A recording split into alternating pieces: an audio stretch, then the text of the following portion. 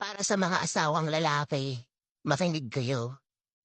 Kung paano mong ipinakita sa asawa mo ang kabutihang loob mo mula nang manligaw ka, sana ganon pa rin hanggang sa ngayon na naging mag-asawa na kayo.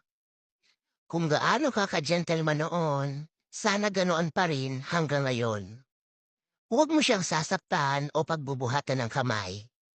Iwasan mong gumawa ng mga bagay na ikakasira ng tiwala niya at ng relasyon niyo. Sa mga panahong hindi kayo magkasundo, subukan mo siyang intindihin at pakinggan. Baka naman kasi may punto siya sa mga sinasabi niya. Kung may mali siya, itama mo ng may pagmamahal. Sa mga panahong hindi niya maintindihan ang sarili niya dahil sa dami ng iniisip o patong-patong na emosyon, subukan mo siyang pakalmahin.